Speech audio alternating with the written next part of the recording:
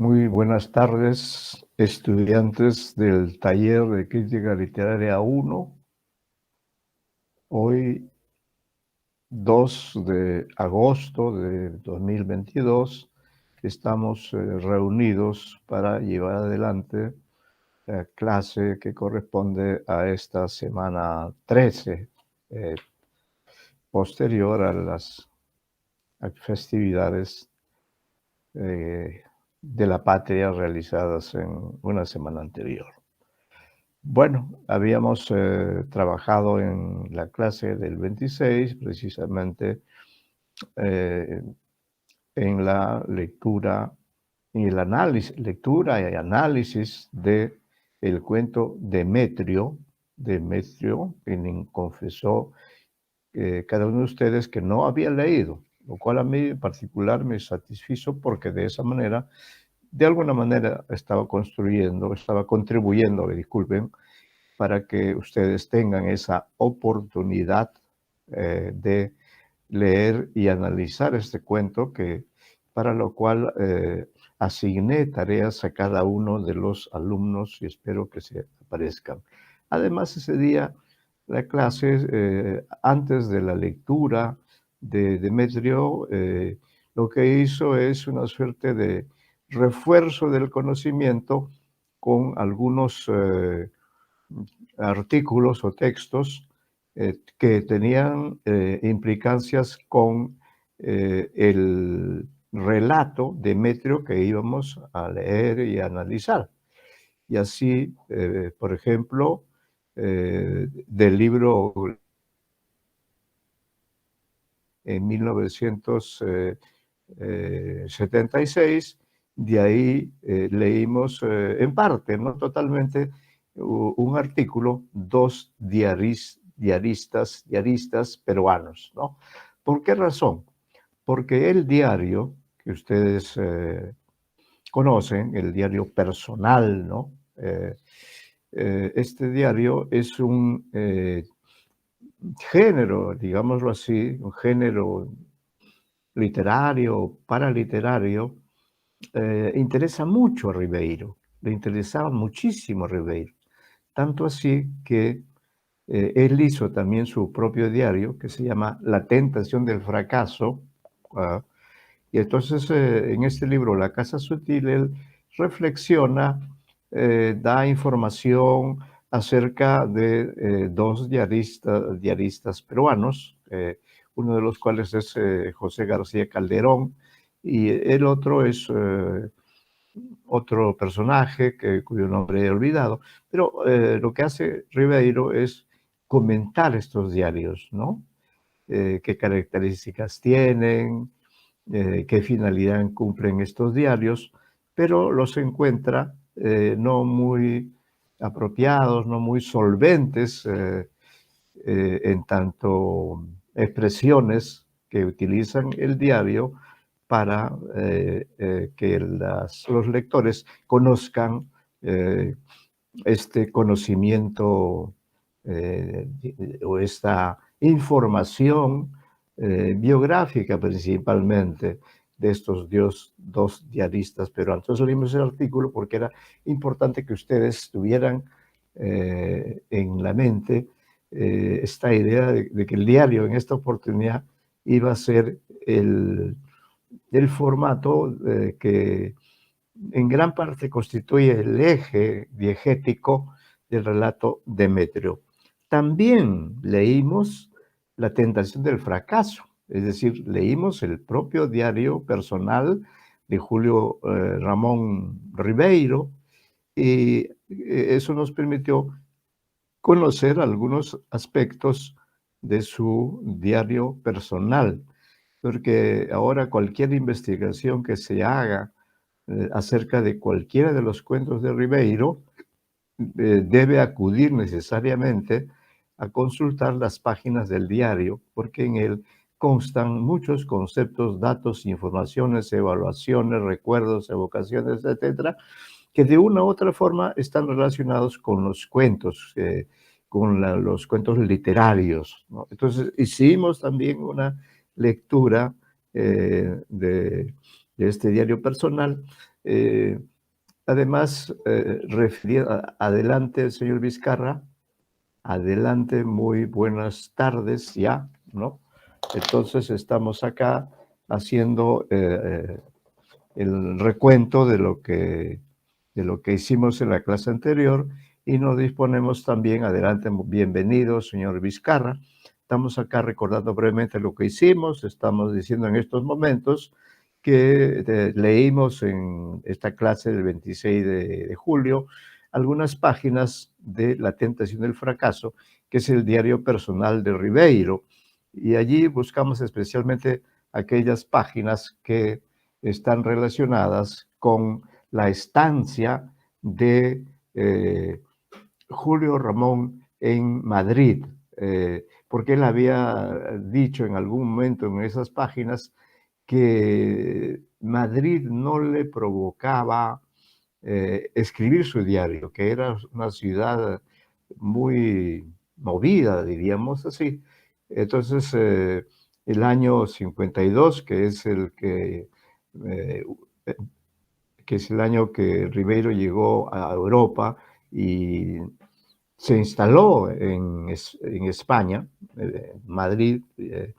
Ese año no escribió nada en su diario, de manera que su primer diario es su diario parisino. Ya posteriormente, en el año 55, es que hizo un primer diario madrileño, ¿no?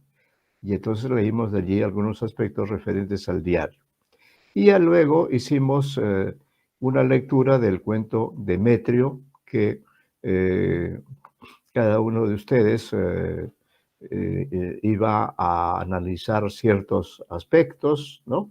También para eso supongo que han contado con el material que se les ha proporcionado de mi libro Julio Ramón Ribeiro, creador de dos mundos narrativos, Perú y Europa. Este análisis, esta lectura del cuento en mi libro está en la página exactamente, en la página, aquí voy a ver el índice, se me hace un poco complicado, ¿no? Ya sé por qué era. Entonces, en mi libro, el libro que acabo de citar, allí se ubica nuestro comentario sobre Demetrio en la página 217, ¿no? 217. Entonces, como el cuento es muy interesante, propusimos a los alumnos que participaron en esa clase, adelante, bienvenida señorita Loero, ya están presentes entonces el señor Vizcarra, está presente, acabo yo de anotar en mi diario personal del curso, está el señor Vizcarra Salva, y acaba de ingresar también la señorita Nayeli Loero. Nayeli Loero, ¿no? Entonces, recuerden ustedes que en esa, adelante, señor Salvador, ¿no? Señor Frank Ignacio, también se hace presente. Frank Ignacio, ¿alguien más? Frank Ignacio, tenemos 4 del grupo que estuvo la vez pasada. Nos faltaría el señor Delao Quispe. Bueno, nos preparamos entonces para que ustedes puedan participar en esta sesión en que veremos cómo han analizado, qué les ha parecido el relato de Demetrio que leímos. Ustedes confesaron no haberlo leído antes, y lo cual es positivo porque es uno de los grandes relatos de Ribeiro acerca de temas muy trascendentes. Entonces, vamos a esperar apenas unos minutos, que ya podemos comenzar con las exposiciones de cada uno de ustedes. Debo recordar que a la señorita Apaza, que no se ha hecho presente hasta el momento, a ella le encargamos trabajar todo lo que corresponda al narrador. Al señor Vizcarra, que sí está presente, le encargamos que analice principalmente los personajes. La señorita Loero, que está presente, especialmente que analice la dimensión espacial del narrador. El señor de Lao Quispe, que no está presente, se iba a encargar de toda la temporalidad, ¿no? Porque algo que no dije o caso olvidé decir, es que la teoría dice, o los conocedores dicen, que todo cuento, ¿no? Tiene un reloj.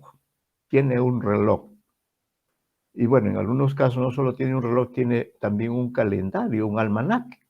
Y eso es lo que ocurre precisamente con este cuento que, como ustedes habrán podido comprobar, el tiempo de la escritura son 15 minutos, nada más, ¿no?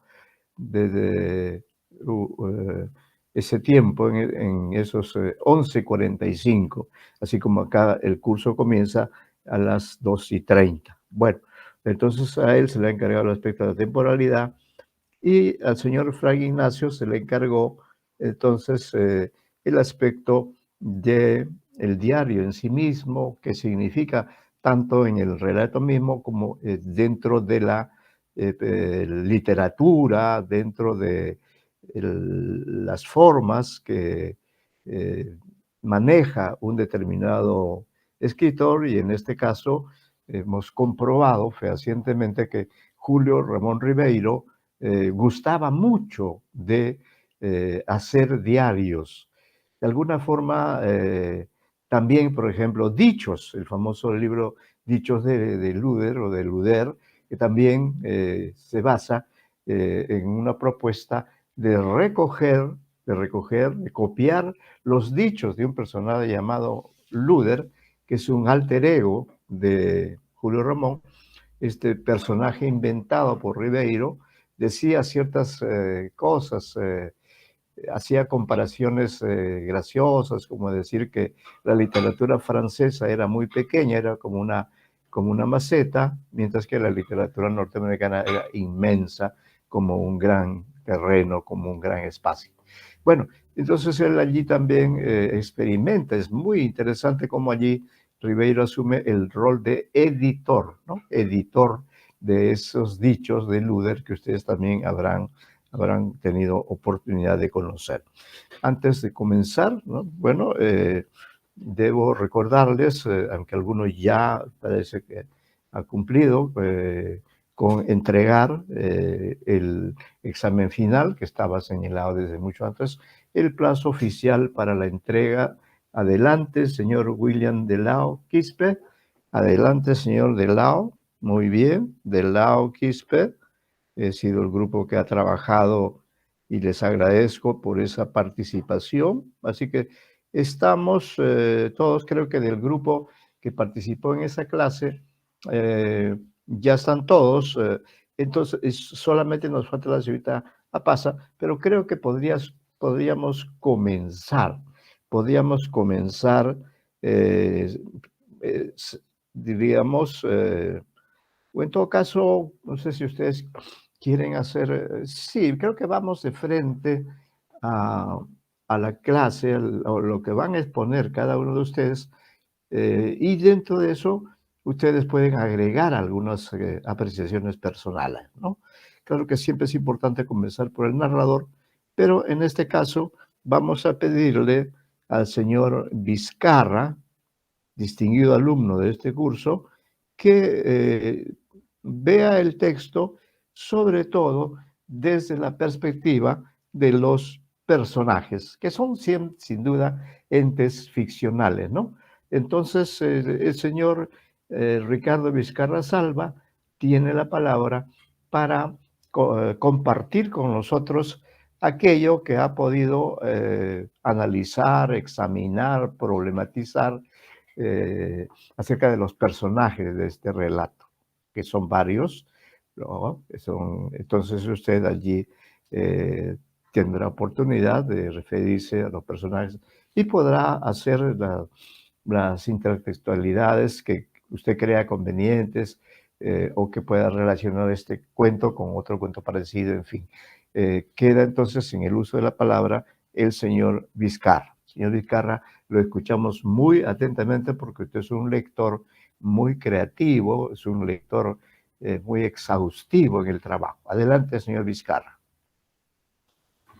¿Qué tal, profesor? Buenas tardes. Yo, Buenas tardes. sobre el cuento y sobre los personajes, hay tres para mí importantes, ¿no? Que es Marius, Marius, Demetrio Demetrio, y el hijo de Demetrio, ¿no? el hijo de Demetrio. Sí, pues, para mí pueden haber más, pero yo, Hay más, claro, pero claro, usted considera que esos son los más importantes, para ¿no? mi análisis, ¿no? Para mi análisis que quiere redondear la idea de la justamente ficcionalidad, lo que Malraux o todos han dicho que la biografía siempre es una obra ficcional, uno nunca puede Ujú. decir lo que le ha pasado en el pasado, porque siempre está bajo las expectativas de generar ficción, ¿no?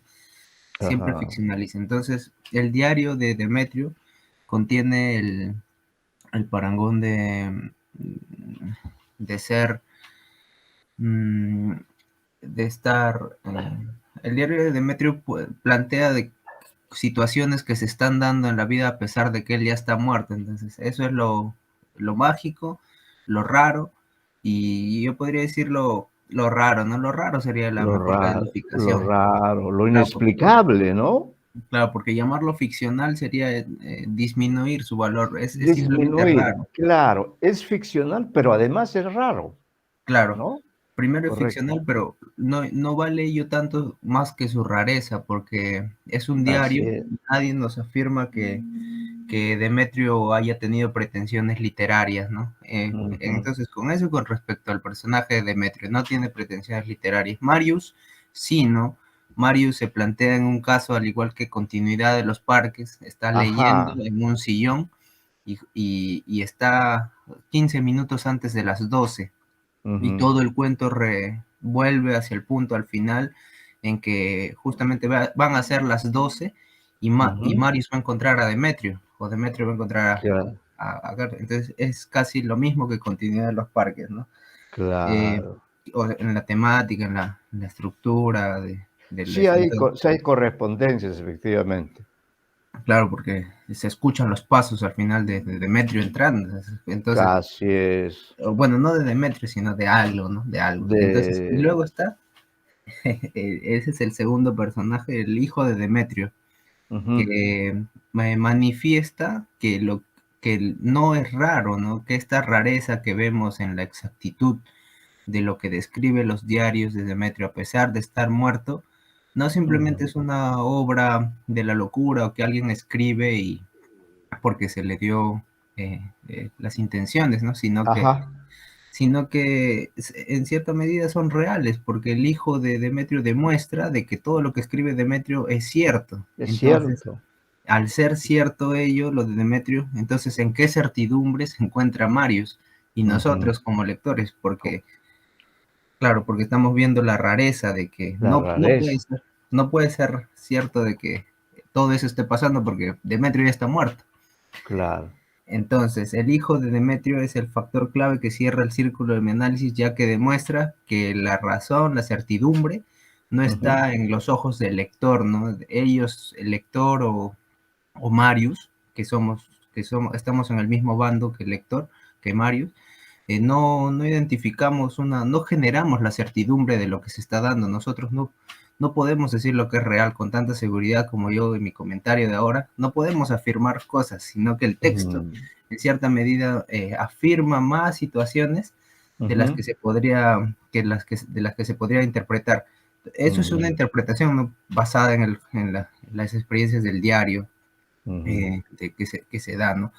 Entonces, esos tres personajes hacen Ajá. que sea un círculo analítico que nos muestre que la, la irrealidad, digamos, lo raro, sea Ujú, lo certero en el aspecto literario y, ¿por qué no, en la vida, ¿no? Lo raro mm, es lo certero, lo que vale, hacia el camino que se debe ir, lo raro, lo que no se puede explicar.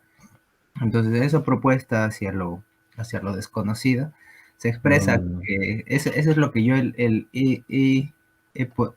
estoy dando como análisis en claro, base a los personajes que yo he elegido, ¿no? Que son Demetrio, Marcus y el hijo, ¿no? Porque el Demetrio hijo. primero propone bajo su texto, que es el diario, una Ujú, especie de ficcionalidad, de certeza que se debe ujú, descubrir, una certeza que no debe ser cierta, ya que está muerto, ¿no? claro, Marius es el elemento con el que nos identificamos como lectores, porque como estamos a los lectores. mismos ojos de Marius, y Claro.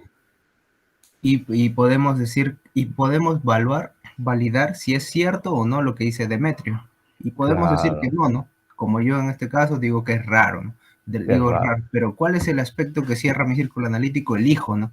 El hijo, al expresar Mm, su vida, al estar viviendo, nos demuestra que tanto nosotros como Marius somos los que no podemos entender bajo nuestra racionalidad que esto sea cierto, ¿no? Que mm, Demetrio haya tenido tanta exactitud con su diario. Entonces, ¿quién está equivocado? ¿Cuál es lo certero? ¿Cuál es lo falso?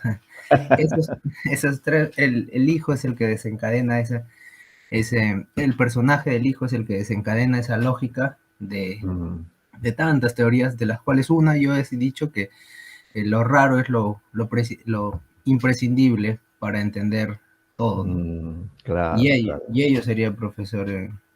Con respecto a los personajes, los tres que me parecieron más importantes. Ujú, muy bien. Muchas gracias por su análisis. Subrayo, diríamos, el valor que usted atribuye a este personaje, el hijo de Demetrio, que diríamos es una prueba de que eso que es raro, como usted dice que es inexplicable, se ha realizado. Es decir, se ha producido la procreación de este hijo, a quien Marius conoce en vivo y en directo, para decirlo así, ¿no? Y tanto por el aspecto físico, por las características, él aprueba como perseguidor de la verdad que es, porque es un personaje que está constantemente investigando este tema, hace una serie de pruebas, pero él puede, en todo caso, eh, pues aseverar que ese hijo es el hijo de, de, de Demetrio. Pero en cuanto diríamos a la escena final, cuando el narrador dice son las 12, tocan a la puerta, es Demetrio, nos deja también en la incertidumbre, porque de acuerdo a la lógica, podría ser que efectivamente sea eh, Demetrio el que está tocando la puerta, pero cabría también la posibilidad de pensar que no es Demetrio, que es otra persona, podría ser. Nos deja en suspenso, nos deja una situación de incertidumbre, cierra así de manera este círculo, ¿no?, del cual hemos hablado y del cual también usted se ha referido, y me parece que también es válida su eh, relación con el cuento Continuidad de los parques, donde allí hay una mezcla de la realidad y la ficción, como ocurre acá también, ¿no? Bueno, eso es entonces el aporte que da el señor Vizcarra acerca de los personajes, ¿no? Eh, bien, ¿algo más, señor Vizcarra? ¿Alguna conclusión o algún, algún aporte más? Yo, para finalizar este corto, ¿no? Que usted me acaba el hecho de que Demetrio esté al final, Ajá. justamente responde a la lógica, pero de quién, ¿no? O sea, Ujú. según el texto, sería ilógico, porque Demetrio está muerto, de que aparezca, Claro, pero las claro, sensaciones del lector es verdaderamente lógico que sea Demetrio. A nosotros claro. es Demetrio el que aparece para nosotros. Entonces, en nuestra lógica nos dice que Sí, lo ilógico es certero. Y ello es mm, justamente la literatura, creo. Bueno, y ello. sí. Sí, pues todo lo que ocurre en la literatura es especial, es raro, ¿no? Lo que hay es, en todo caso, niveles. Entonces, cabría quizá, pues, considerar, como creo que lo digo yo en mi libro, a este relato de Demetrio como un cuento fantástico, ¿no? Como un cuento que pertenece a esa faceta que Ribeiro cultivó en sus primeros relatos y que luego de vez en cuando, como en esta oportunidad, porque sí, el cuento de Demetrio ya es un cuento de la madurez del escritor y él se ha permitido jugar con nosotros los lectores. Muchas gracias, señor Vizcarra, por su aporte, por su destacado análisis del personaje. Bien, entonces le pediría a la señorita Loero Nayali, que a ella le encargamos especialmente ver los aspectos referentes con la espacialidad, ¿no? Entendida en un sentido eh, amplio, en un sentido polisémico, porque sin duda el espacio es importante, porque el narrador del cual hablará, supongo, la señorita Pasa, es alguien que está situado en cierto lugar, ¿no? Que nos permite saber, en buena cuenta, que esta historia ocurre en Europa, no en el Perú, por ejemplo, ¿no? Bueno, señorita Loero, entonces la escuchamos con respecto a esta temática, que se puede exponer y agregar algunos aspectos que considere pertinentes. Señorita Loero, Ya. gracias. El primer lugar que encontramos es la casa de Marius, en la que él se encuentra esperando a Demetrio. Y luego nos Correcto, empieza a explicar por qué lo está esperando, ¿no? Si claro. ha fallecido. Entonces tenemos el entierro de Ernesto Panclos como el primer indicio de que algo fuera del lugar está sucediendo, ¿no? Porque él lee los diarios, él posee los diarios, Marius posee los diarios, y ve que ya está anticipando algo Demetrio en sus diarios. Luego otro espacio importante es la ciudad de Oslo, porque por la intriga de saber si lo que estaba pasando era real, Mario se transporta hacia la ciudad de Oslo, va hacia el Museo Nacional y ahí encuentra la firma de Demetrio. Ese es un segundo indicio de que el tiempo de Demetrio es diferente y que lo que estaba viendo si era real, si estaba sucediendo. Luego encontramos un tercer lugar que es Alemania, porque Mario se desplaza hacia Alemania, hacia la comuna de Freimann, en busca de Marion, esta mujer que se escribe en los diarios, y descubre que Marion es real y que encima tiene un hijo de Demetrio. Entonces ya confirma que estos asuntos son reales, solo que pasan en tiempos distintos, ¿no? Y él establece un tiempo solar o un tiempo real en el que nos encontramos todos y un tiempo de Demetrio, donde los acontecimientos todavía no suceden. Y luego volvemos a la casa de Marius al final del libro, en el que él está esperando a Demetrio y ya va a ser la medianoche y sigue esperándolo a su amigo y el cuento termina con el golpe de la puerta, ¿no? Que sabemos que es Demetrio por la anticipación que se nos ha dado previamente. Así es, eso en cuanto a la espacialidad. ¿No hay algo más, algún aspecto que quiera agregar usted acerca de la importancia, ¿no? del espacio, de los espacios? ¿Algún otro detalle? Y los espacios en este cuento son importantes para confirmar el desplazamiento de Demetrio como una figura real dentro del tiempo real de Marius, que es el protagonista, ¿no? Y la casa de Marius es la que posee la carga simbólica, pues, ¿no? Porque él sabe que va a venir. Es como una doble confirmación. Así es, efectivamente. Y luego el hecho, pues, de que el personaje, el narrador, se preocupa de viajar, de investigar.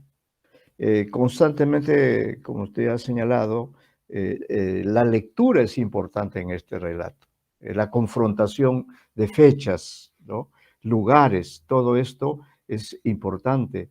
Hay varios lugares, Oslo, como usted ha dicho, creo que también, bueno, Alemania, como usted ha señalado, creo que efectivamente todos estos espacios le agregan mayor interés al relato, lo hace más complejo, y creo que sí se da en este relato lo que llamamos lo que llamamos, diríamos, la unión entre el texto y el lector. El lector queda convencido, ¿no?, de lo que propone el narrador, y de este modo pues uno tiene ese placer, ¿no?, ese placer de leer y de admirar este arte, porque no olvidemos que estamos dentro de los dominios de la literatura, y entonces dentro de ellos es posible, ¿no? Es posible que ocurra esto ficcionalmente hablando, ¿no? Lo que ocurre es que Ribeiro esto lo ha trabajado con bastante cuidado, y de principio a fin su objetivo es convencer precisamente, no solo convencerse él mismo, sino dar ejemplos, armar una historia en la que él demuestra lo que ha ocurrido, y como decían ustedes, los dos expositores anteriores, claro, de acuerdo a esa investigación, no cabe sino pensar que el que está tocando la puerta es Demetrio precisamente, ¿no? Pero ya allí termina el relato. Muy bien, señorita Nayeli Loero. Bueno, luego se acaba también de incorporar el señor Meléndez, que creo que no estuvo en esa clase anterior, porque aquí no veo que la haya asignado, pero en fin, ya veremos. Luego, el señor Delao Quispe, le agradeceríamos, porque a él le encargamos el aspecto de la temporalidad, ¿no? El aspecto que es complejo también en este relato, porque podemos hablar de varias temporalidades, ¿no? Y entonces esperamos que el señor Delao Quispe pueda aportar algunos elementos acerca de esta dimensión, ¿no? De esta dimensión que es clave, este aspecto de la temporalidad, tanto la temporalidad, el tiempo de la escritura, el tiempo que dura la escritura de este relato, como otros aspectos referentes a las fechas, días, semanas, años, etcétera, ¿no? ¿Qué es lo que ha podido usted analizar y que ahora comparte con nosotros? Sí, profesor. Claro, este relato es bastante importante, creo yo, con el manejo de la temporalidad, ¿no? Porque hay, justamente hay un manejo constante del tiempo, ¿no? Por ejemplo, nos habla ya casi al inicio del relato, ¿no? Sobre los 8 años, ¿no? Las pocas semanas, ¿no? Y Claro. como que nos va poniendo en contexto también con la época, ¿no? Por ejemplo, Demetrio muere en el año de 1945, ¿no? Justamente el 2 de enero de 1945, ¿no?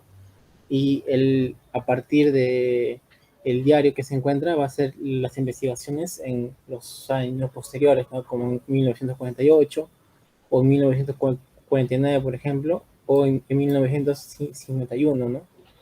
Entonces, claro, en este diario que escribe Demetrio y en el que se proyecta hacia el futuro, yo creo que es importante aquí ver, creo que es importante ver más o menos en qué plano temporal se encuentra Demetrio, ¿no? Porque hay una parte en el texto que es bastante interesante, que nos dice, por ejemplo, lo voy a leer porque aquí lo tengo apuntado, nos dice el narrador: el calendario oficial me ha llegado a parecer, después de lo ocurrido, una medida convencional del tiempo, solamente como referencia a hechos contingentes, vencimiento de letras, de cambio, efemérides nacionales, pero completamente ineficaz para medir el tiempo interior de cada persona, que es en definitiva el único tiempo que me interesa. Entonces, esto acá me parece bastante interesante porque aquí lo que está haciendo el narrador es dividir el tiempo en dos clases, ¿no?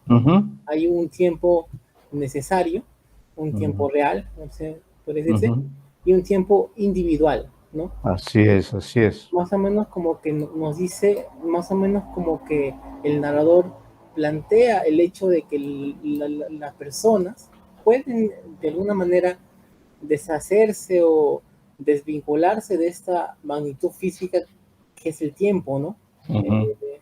Justamente que el tiempo que a priori puede condicionar a nuestra existencia y nuestras posibilidades, ¿no? La gente, por ejemplo, Demetrio, puede, por ejemplo, desvincularse de este tiempo, ¿no? Del tiempo real y vivir su propio tiempo, su propio, podríamos decirlo, ciclo de vida, ¿no? Entonces, justamente como él maneja otro tiempo, se desvincula del tiempo solar, como lo dice en algún momento, justamente por eso él puede hacer otras cosas, ¿no? Las posibilidades para que él pueda hacer más cosas, pueda realizar más acciones, se alargan, ¿no? Claro. No se sujeta al tiempo normal, ¿no? Entonces, aquí, por ejemplo, anoté otra cita. ¿Otra cita? Y luego nos dice, nuestra duración interior no se puede comunicar, ni medir, ni transferir. Es factible vivir días en minutos e inversamente minutos en semanas. Entonces aquí se ve cómo está jugando con el tiempo, ¿no? Esto me recordaba un poco a las teorías físicas de esas de la relatividad, ¿no? Que había, ¿no? El fenómeno físico, por ejemplo, dependía del observador, ¿no? Y de sus marcos de referencia, ¿no? Es decir, que finalmente dependían del sujeto, finalmente, ¿no? Entonces, me parece interesante, ¿no? Cómo el, el tiempo de la persona, el tiempo individual finalmente puede vencer, ¿no? Puede vencer y se impone sobre el tiempo como se conoce, justamente, ¿no? Eso es lo que yo pude ver, justamente. Y eso es lo que me llamó la atención del relato. Claro, sí, ya. Además, usted ha citado partes, fragmentos del texto que corroboran la importancia que da el narrador a esta dimensión, esa distinción que ha planteado usted entre el tiempo cronológico y el tiempo interior. El tiempo interior, dice él, nuestra duración interior no se puede comunicar, ni medir, ni transferir. Es factible vivir días, etcétera, ¿no? Como usted lo ha señalado. Entonces, eso nos hace, pues, no sé si nos reforzar la idea de que la literatura supone un tiempo propio, un tiempo en el cual puede ocurrir esto, ¿no? De vivir en un minuto varios sucesos. Borges también trabaja este tema de la temporalidad con un relato en el que el mismo personaje está en dos coordenadas temporales diferentes, es decir, él está frente al personaje del futuro y conversan ellos dos y descubren que los dos son la misma persona, solo que en diferentes dimensiones o fechas. Eso es algo increíble y este texto de relato, este texto de Ribeiro, incursiona pues en estos aspectos de la temporalidad, como dice Ribeiro, lo que hemos hecho como seres humanos es tratar de medir el tiempo. Hemos inventado los almanaques, los relojes, para medir incluso cada segundo, ¿no?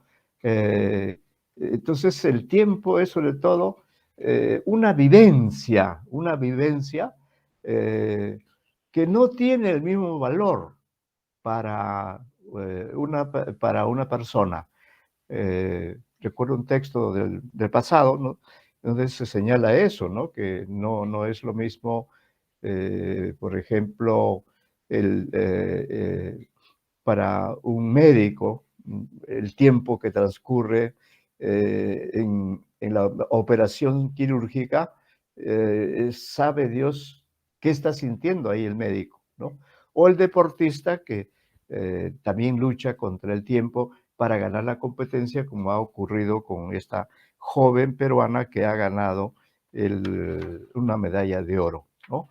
Entonces, bueno, el texto, como usted ha señalado, pues indica, ¿no?, que el narrador o el escritor o el alter ego está escribiendo en determinada fecha, ¿no? Pero esa fecha también es ficticia, porque si vemos el relato, al final del mismo, al final de Demetrio, ¿no?, aunque él nos dice que está escribiendo el 10 de noviembre de 1953, sin embargo, al final él siempre pone las fechas y allí pone París, noviembre de 1953. Bueno, el año coincide, ¿no?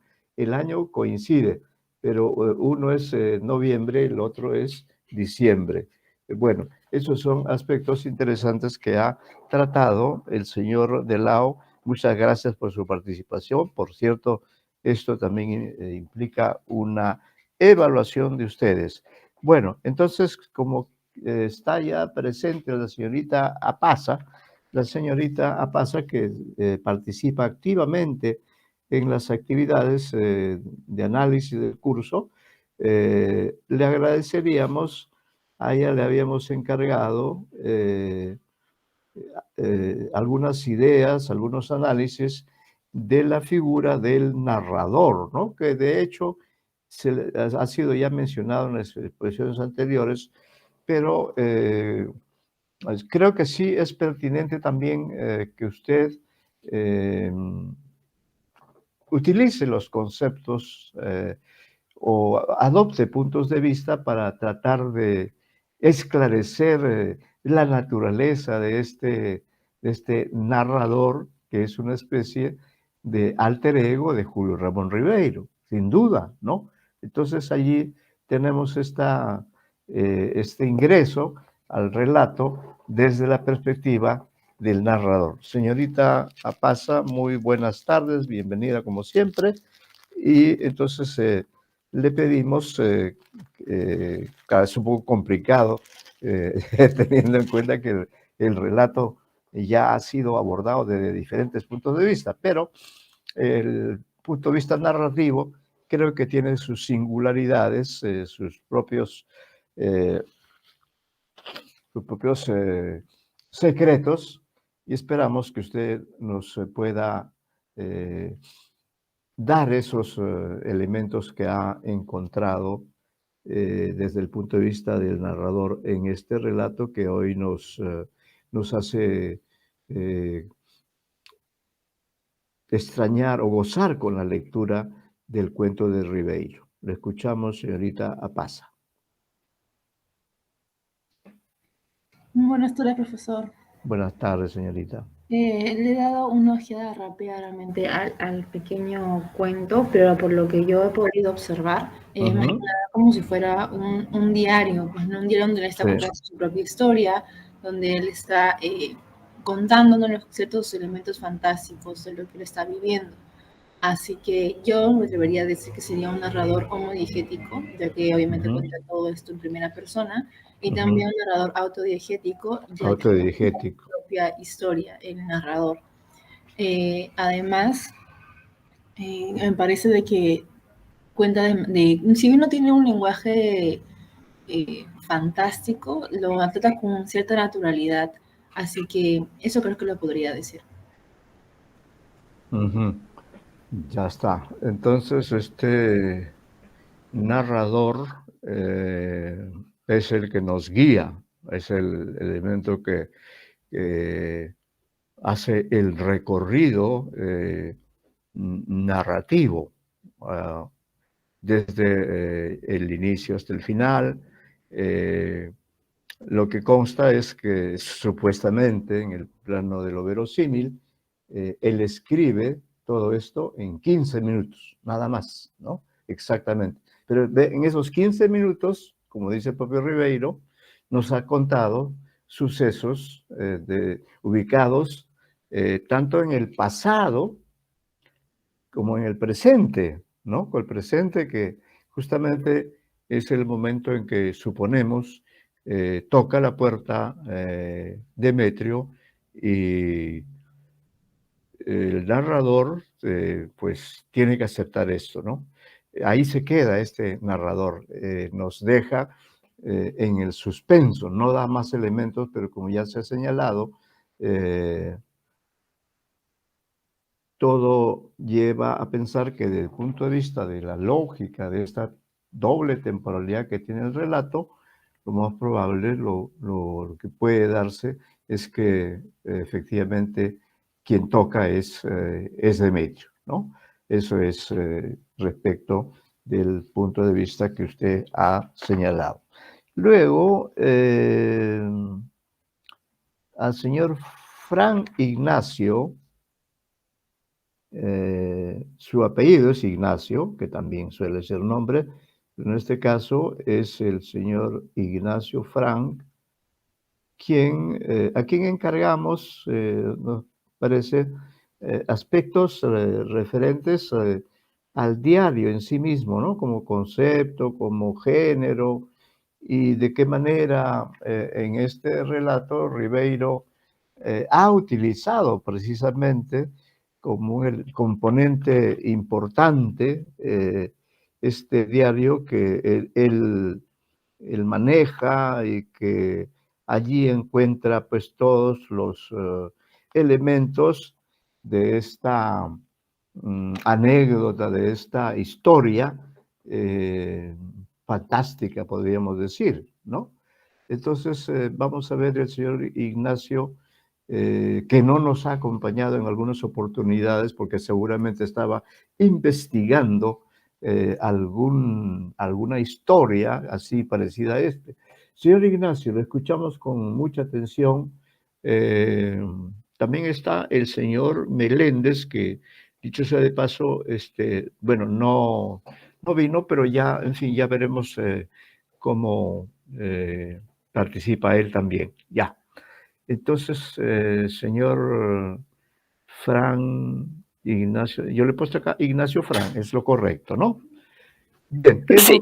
qué es lo que ha podido hilar, qué es lo que ha podido sacar en claro acerca de este componente textual, ¿no? Componente discursivo, que es el diario, ¿no? Que es un elemento importante en el relato. Escuchamos, señor Fran Ignacio. Sí, profesor, ¿cómo está? Bueno, Buenas primero me quiero disculpar por no haber estado en algunas sesiones. Lo que pasa es que he estado fuera del país y ha sido todo un tema. Pero bueno, básicamente, como ya varios de mis compañeros hablaron del diario inevitablemente, porque es probablemente el objeto principal que articula la diégesis, entonces voy a centrarme en algo muy puntual que creo que es importante remarcar.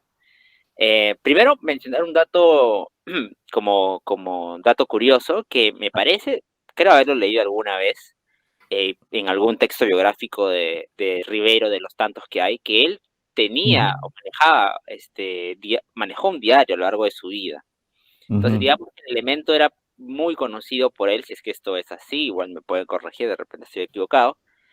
Pero el manejo del diario, que es una costumbre que pocos la tienen, un manejo constante y perseverante a lo largo del tiempo, sobre todo una persona adulta, permite justamente entablar una relación directa con la forma en la que se articulan los discursos introspectivos de un diario, porque un diario es un discurso introspectivo que solamente se coloca en el mundo exterior y que, en teoría, su único lector es el propio autor.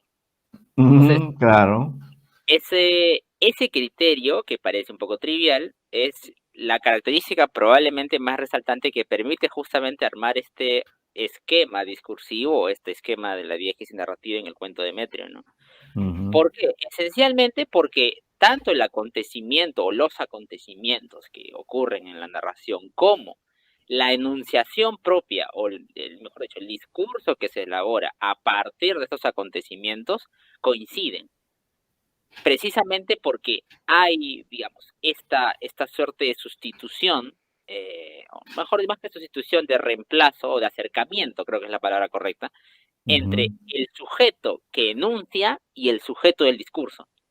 Entonces, ese acercamiento es el que precisamente logra articular toda la historia y todo el componente, si lo quieren ver así, no ambivalente, porque creo que ambivalente es una palabra con una connotación negativa, pero sí dual, que se bifurca entre lo ficcional y lo cuasi real, ¿no?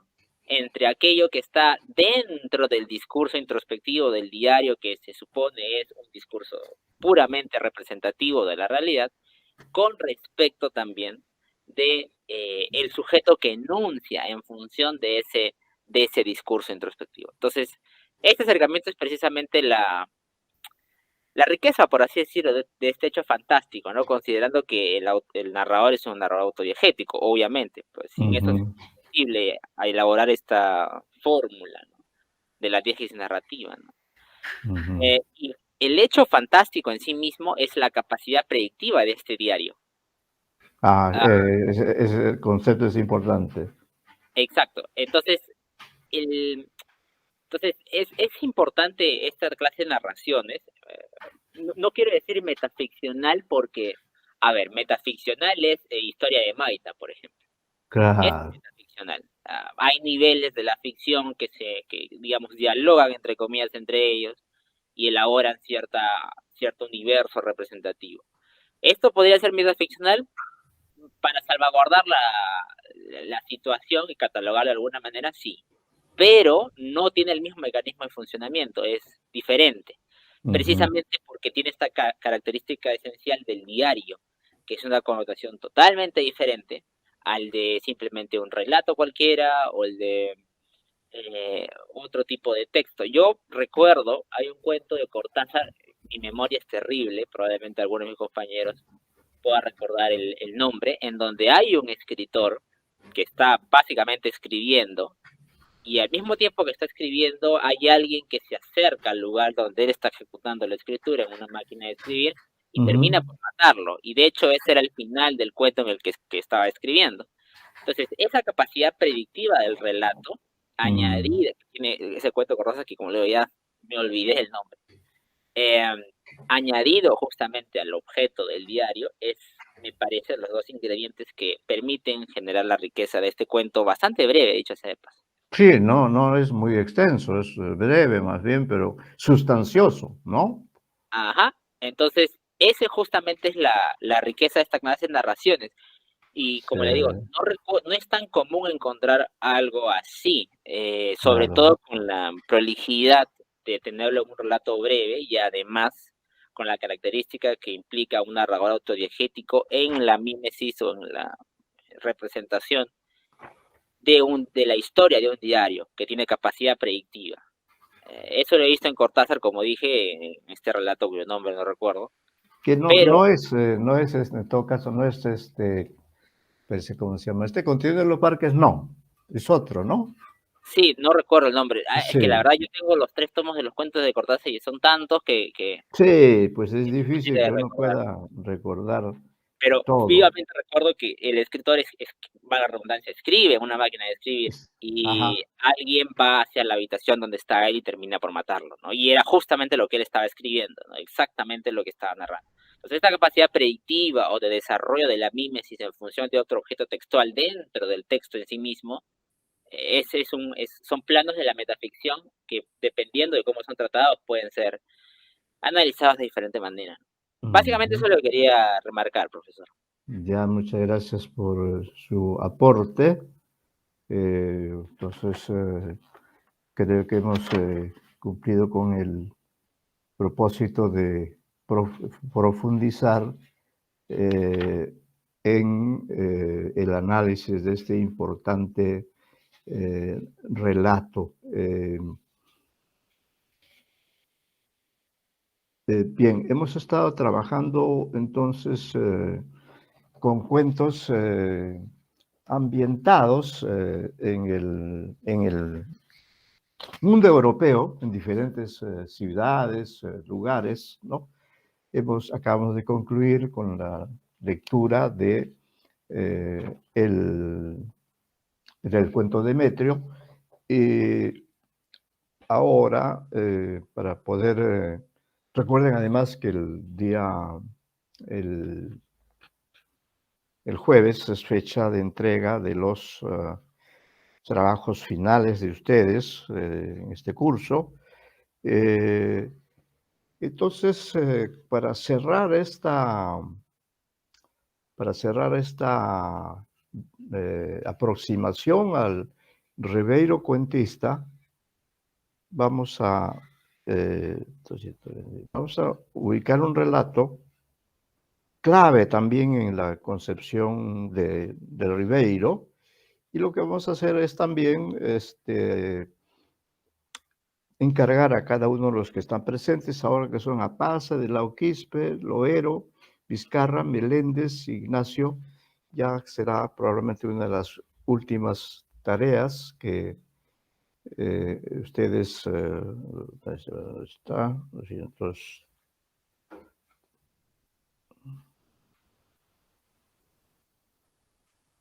ya. Este relato es, bueno, pues ustedes lo van a tener que leer o releer si es que ya lo han leído.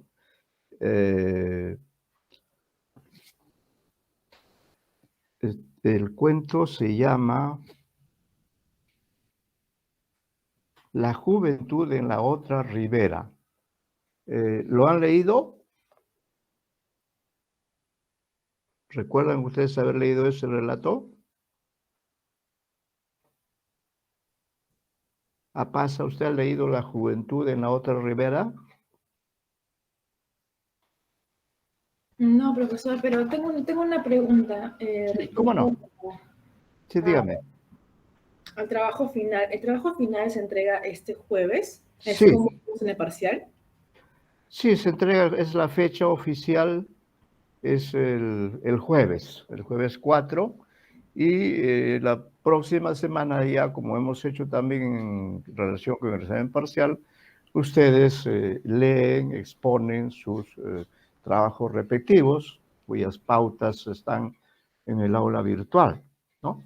Así que oficialmente el jueves tenemos clases, por supuesto, ese día, y ya la próxima semana haremos la exposición de los trabajos de ustedes. Sí, eso es, ¿aclara eso lo que me preguntó?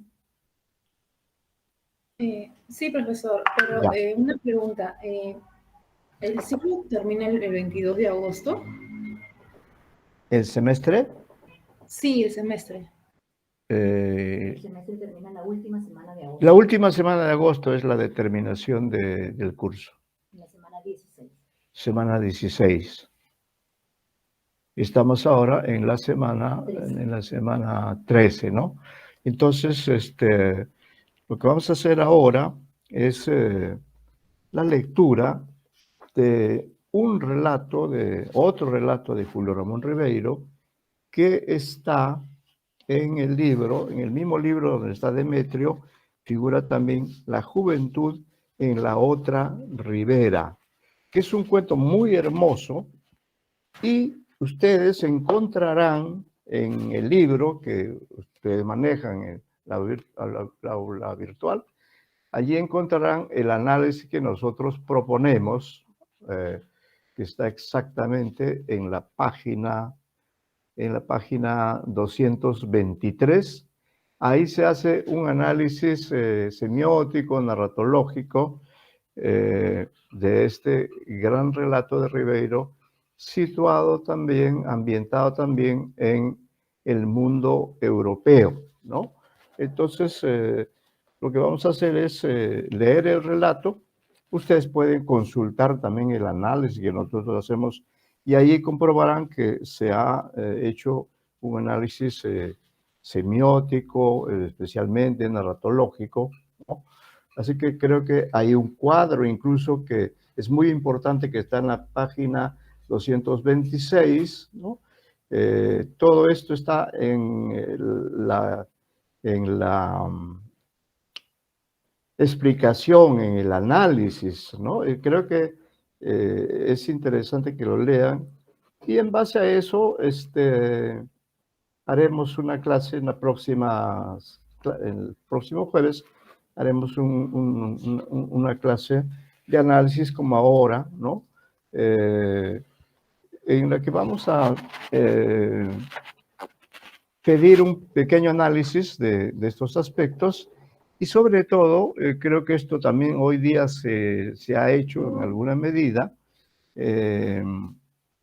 Lo que vamos a hacer es pedirles a ustedes también que, así como decía, creo que el señor Ignacio, ¿no? Él también trataba de recordar este relato de Cortázar que tiene algún parecido con Demetrio. Igual en este caso, una de las tareas va para todos los 6 alumnos que hoy asisten a clases, ¿no? Incluido el señor Meléndez, que no ha tenido oportunidad de participar. Entonces, vamos a leer este relato que es también memorable, y les pediría que ustedes sigan el relato y puedan luego, para la clase del jueves, consultar, diríamos así, consultar el análisis que hacemos en nuestro libro, que ustedes tienen en su material, en el aula virtual. Es un relato bastante extenso, ¿no? Entonces, este relato es sumamente extenso, ¿sí?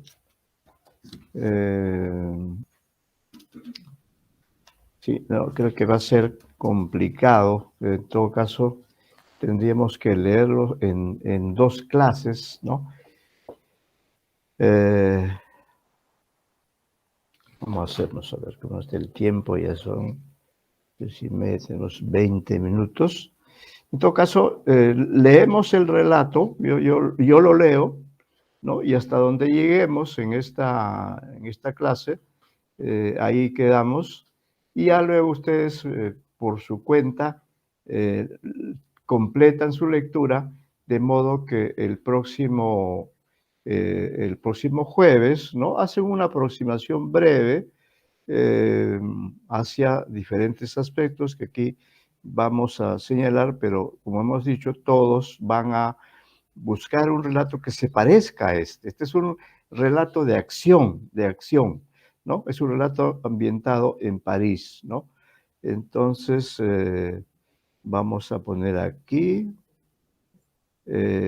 espacialidad, temporalidad,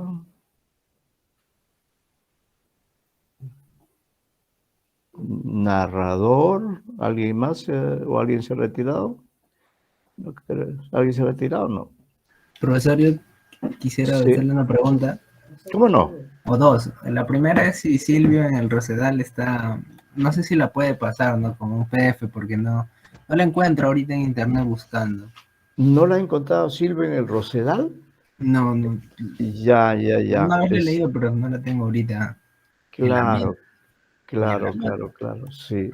Mire, lamentablemente no lo tenemos, pero sí debe haber en alguna biblioteca, porque es un cuento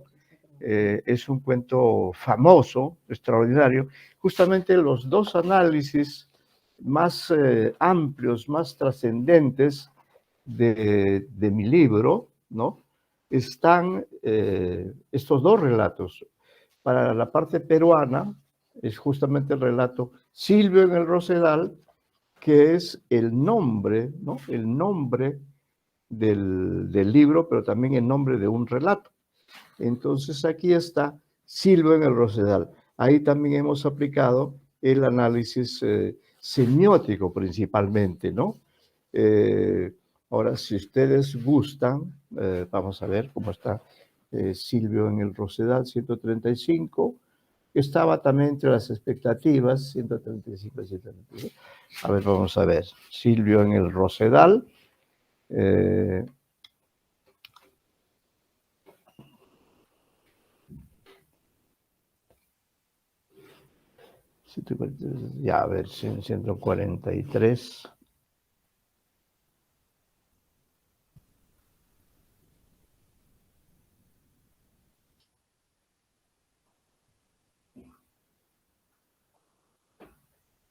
He encontrado una versión, doctor, que está en línea. La estoy copiando al chat del curso para que ellos lo vean, ¿ya? De Silvio en el Rosedal. De Silvio en el Rosedal, acabo de enviarle un archivo. Jóvenes ilustres, hay una solución. Hemos encontrado una versión de Silvio en el Rosedal, que se la... Claro, por eso mejor yo leo el texto y ustedes perciben si efectivamente es correcta la versión o hay que buscar otra versión, ¿no? Ya acabamos de enviar, ya busquen en el chat del curso, busquen entonces allí este relato, ¿no? Que creo que es más, un poco menos extenso, de manera que quizá alcancemos a leer completamente el relato. Todavía estamos a tiempo, pero no tanto tampoco. En todo caso, vamos a trabajar hasta las 3:50. A esa hora suspendemos la clase para entrar a la otra clase, porque este también es extenso. Pero si ya lo tienen a la mano, entonces, Por lo menos es una guía. Es una guía, ¿no? Es una guía. Sí, también es extenso. Sí, y los dos textos han sido analizados minuciosamente por nosotros en nuestro libro, ¿no? Este libro que ustedes pueden ver, ¿no? Julio Ramón Ribeiro es creador de Dos Mundos Narrativos, Perú y Europa, y que ustedes lo tienen en su versión digital. Así es que para la parte peruana, para mí el relato más importante de Ribeiro es Silvio en el Rosedal.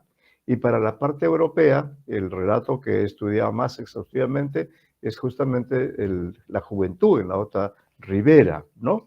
En todo caso, ustedes están obligados a leer todos los textos de relato, ¿no?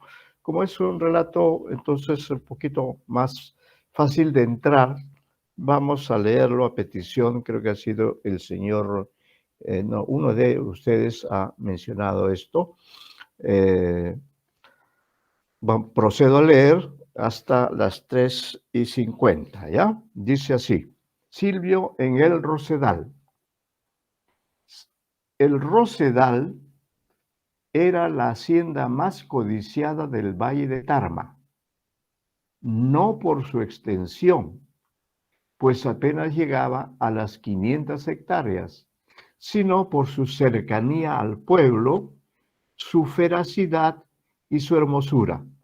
Los ricos ganaderos tarmeños, que poseían enormes pastizales y sembríos de papas en la alta cordillera, habían soñado siempre con poseer ese pequeño fundo, donde aparte de un lugar de reposo y esparcimiento, podrían hacer un establo modelo capaz de surtir de leche a todo el vecindario. Pregunto al auditorio, ¿la versión que tienen es así? Más o menos, doctor. Más o menos, Más ¿no? o menos, sí. Ya. Hay un cambio ahí que ha hecho. En vez de fundo ha puesto mundo. Mundo, esto es un error. Es un error. Es un error, ya. Sí. Detecten ese error, donde dice mundo, hacer un mundo modelo, dice ese pequeño establo. Mundo es un pequeño fundo. Un pequeño... Habían soñado siempre con poseer ese pequeño fundo, ha dicho usted, ¿no? Pero acá le han puesto mundo. Los ricos ganaderos tarmeños que poseían enormes pastizales y sembríos de papas en la alta cordillera habían soñado siempre con poseer ese pequeño fundo. Claro, acá en el texto que yo he enviado por internet, que es el que he encontrado, dice mundo. Ya, entonces subrayen eso. Así es. Subrayen esa errata que hay en esa versión. Hay errores en esa versión. Entonces vamos a seguir comprobando los errores, una especie de análisis filológico. No hay más problemas en esa parte, ¿no? Sigamos entonces con este párrafo, atentos. Aquí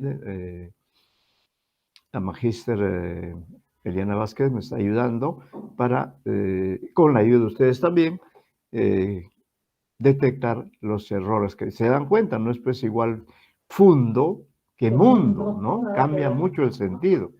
Bueno, dice, pero la fatalidad se encarnizaba en sustraerles estas tierras, pues cuando su propietario, el italiano Carlo Paternoster, decidió venderlas para instalarse en Lima, prefirió elegir a un compatriota, don Salvatore Lombardi, quien por añadidura nunca había puesto los pies en la sierra.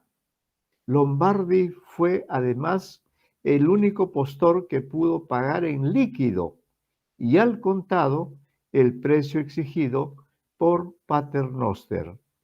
Los ganaderos serranos eran mucho más ricos y movían millones al año, pero todo lo tenían invertido en sembríos y animales, y metidos como estaban en el mecanismo del crédito bancario, no veían generalmente el fruto de su fortuna más que en la forma abstracta de letras de cambio y derecho de sobregiro. ¿No hay problemas en ese párrafo? No, ninguno. No hay problemas. Seguimos entonces. Dice, don Salvatore, en cambio, había trabajado durante 40 años en una ferretería limeña, que con el tiempo llegó a ser suya, y juntado billete sobre billete, un capital apreciable. Su ilusión era regresar algún día a Tirol, en los Alpes italianos, comprarse una granja, demostrar a sus paisanos que había hecho plata en América y morir en su tierra natal, respetado por los lugareños y sobre todo envidiado por su primo Luigi Cellini, que de niño le había roto la nariz de una trompada y quitado una novia, pero nunca salió del paisaje alpino ni tuvo más de 10 vacas. ¿No hay problemas ahí? Tampoco, ya. Dice, por desgracia, los tiempos no estaban como para regresar y Europa, donde acababa de estallar la Segunda Guerra Mundial. Aparte de ello, don Salvatore contrajo una afección pulmonar. Su médico le aconsejó entonces que vendiera la ferretería y buscara un lugar apacible y de buen clima donde pasar el resto de sus días.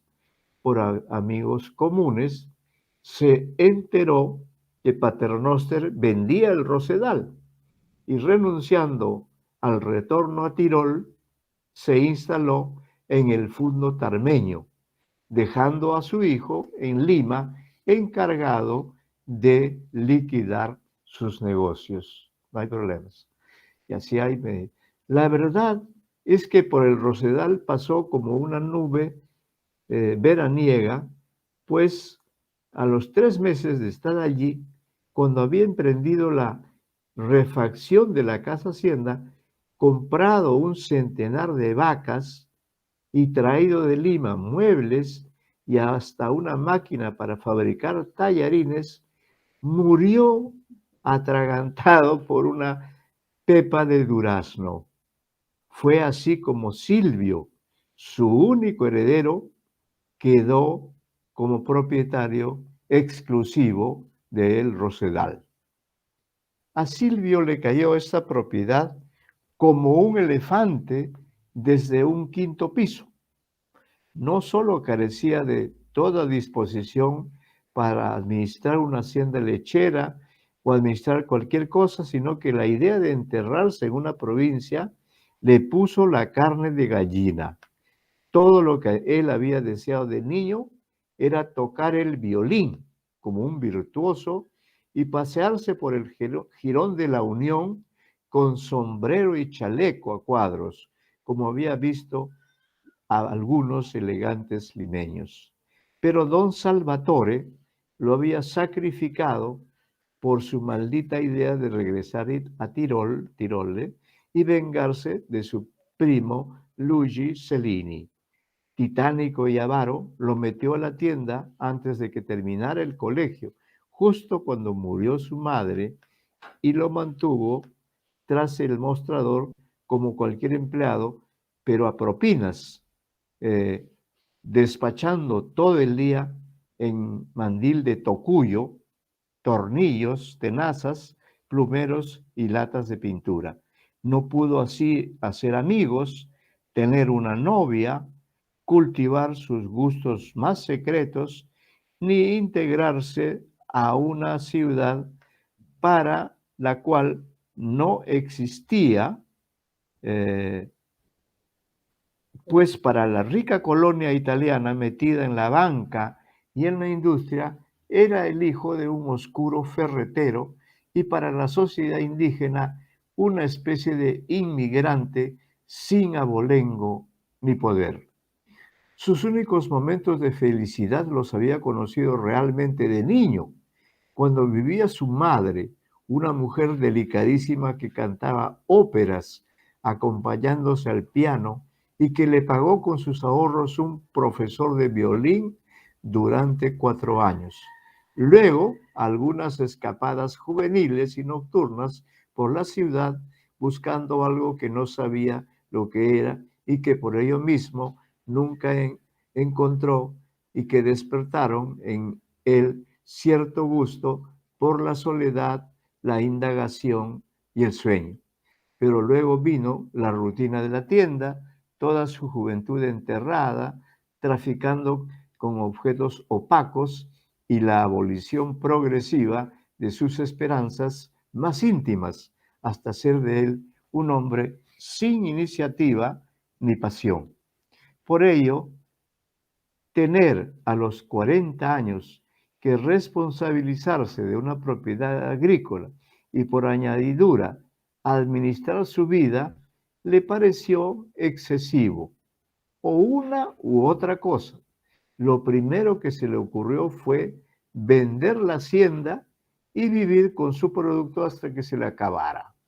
Pero un resto de prudencia le aconsejó conservar esas tierras, ponerlas en manos de un buen administrador y gozar de su renta haciendo lo que viniera en gana, si alguna vez le daba ganas de hacer algo. Para ello, naturalmente, tenía que viajar a Tarma y estudiar sobre el terreno la forma de llevar a cabo su proyecto, ¿no? Entonces, allí nos vamos a quedar en este párrafo. Recuerden ustedes que en su material ya tienen el texto y también tienen el análisis, ¿no? Y vamos a encargar especialmente de los alumnos que han asistido hoy día solamente al señor Meléndez y al señor Ignacio, ¿no? Al señor Meléndez le vamos a encargar el tema del narrador de este relato, el tema de la espacialidad también a él, y luego al señor Ignacio Fran, el tema de la temporalidad,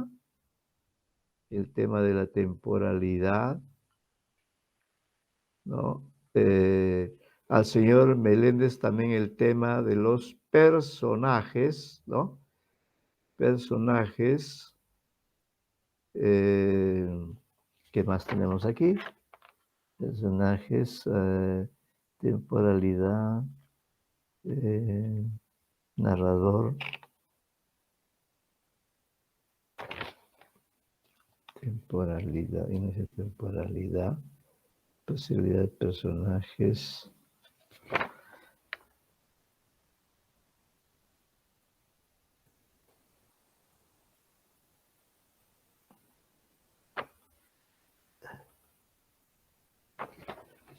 Ya, entonces así vamos a quedar, ¿no? Temporalidad, narrador, Profesor. personajes. Sí. Profesor, Sí.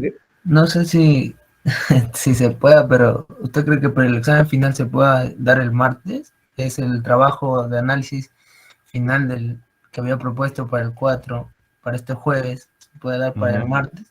Tal vez, no sé si mis compañeros puedan, si no están de acuerdo, tal vez no, pero sí, ¿usted cree que usted pueda darnos ese plazo hasta el martes? Hasta el martes. Bueno, yo creo que sí, ¿no? Creo que sí, pero entonces quedamos en que en la siguiente clase del jueves vamos a trabajar sobre este texto La juventud en la otra ribera, cuyo análisis está en el material, así que pueden guiarse y la clase va a ser sobre todo para que ustedes demuestren que han leído el análisis, ¿no?